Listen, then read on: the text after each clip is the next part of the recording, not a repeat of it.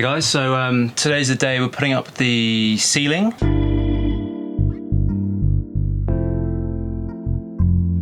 As part of the series, we're going to be following my journey as I learn to convert my 2006 Toyota Hiace Commuter into a fully off-grid camper van.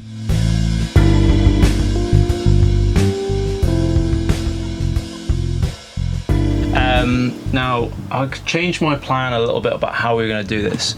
So, along the roof of the van, there are these things, kind of like metal ribs that run across as part of the sort of structural bit of the van. One option you can do is you can screw straight into them, and you'd need like metal tapping screws or pre-drill every hole, which is way more difficult, and I personally really don't like doing it.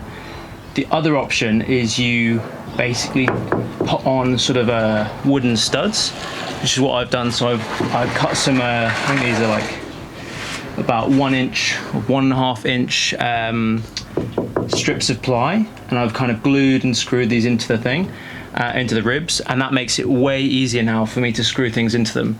I also, as you can probably see here, I need to install the roof vent, but I have an issue where I can't actually run any, I don't have any power sources near the van, so I can't use my jigsaw, which is really annoying. So what I've done instead, until I can get access to a power source, is I've put the frame up, so this wooden guide, I've checked that this goes around the fan. I'm then gonna build my roofing around this, and then that way I can cut the roof vent afterwards, slot it in, and that will all be fine. I've also changed my plan slightly from an insulation standpoint. As you can probably see here, initially I had like I had earth wall up on the roof. It was really hard to install, and actually I wasn't particularly confident in it as an insulation source. So instead I went and picked up these XPS boards from Bunnings. Now these are like, it's called extruded polystyrene, but essentially it's like really dense polystyrene. You don't want to buy actual polystyrene because it will fall apart, but this is really nice and dense, and it's a really cheap, good insulator to have.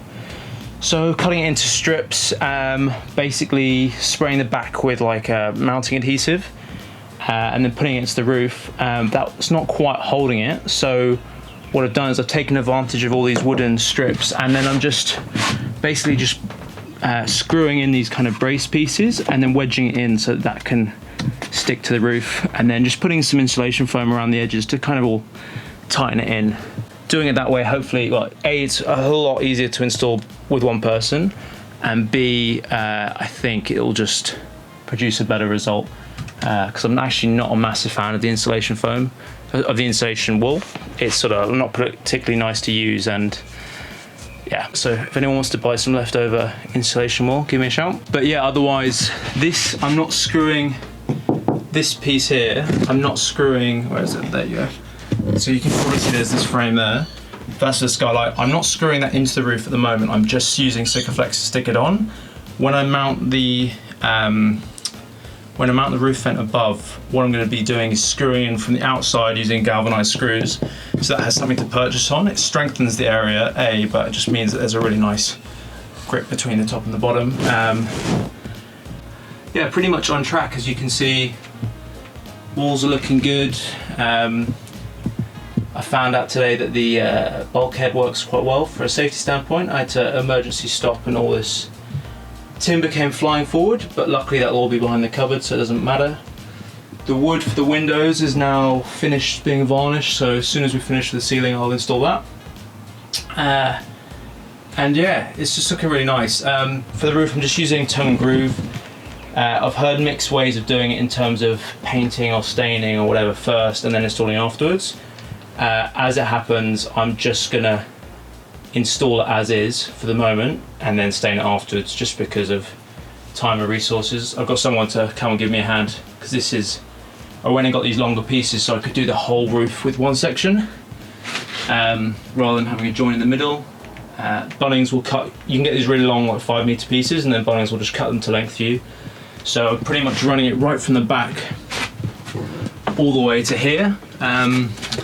Remember, I decided to leave this air conditioning unit here, and I have a sort of vague plan for it, but pretty much the wood will all run to about here, and then the ends will all get hidden by this cupboard type thing that I'm building, which will house the air conditioning unit.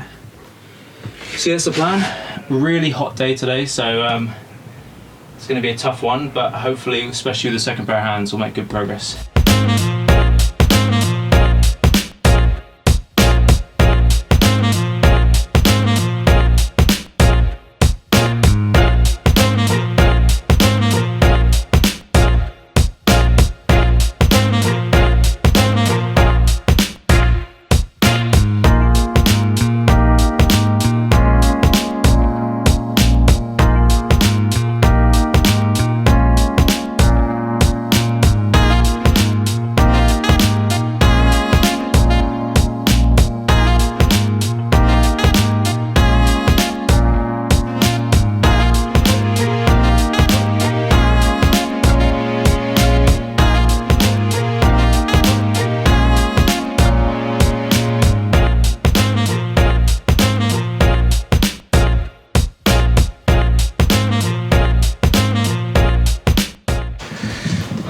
Hey, so the ceiling is up, and we're just going to start staining it. We've got this walnut stain, spirit-based stain, so we're just going to apply it with a cloth. Long, even strokes, moving in to out. We've kind of taped off the walls just in case any of the stuff drips.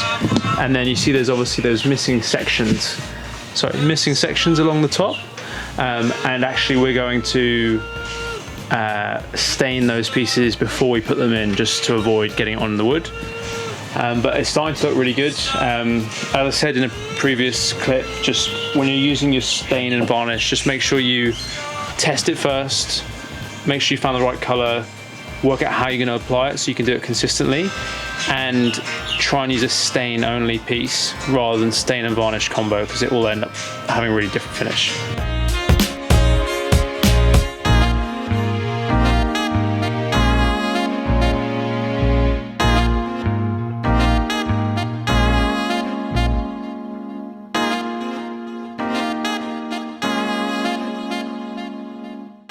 So we've learned two things so far from staining. It's really hard to get into the grooves. As you can probably see, there are these sort of like white lines.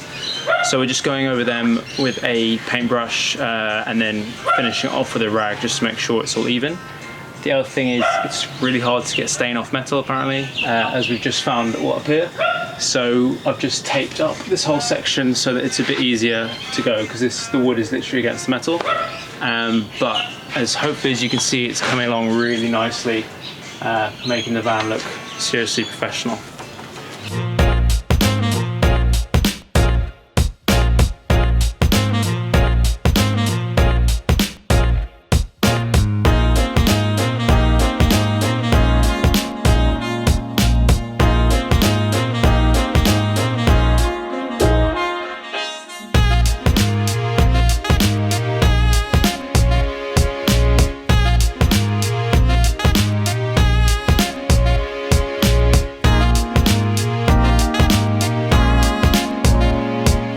Having a quick look at the van now that the stain is dried.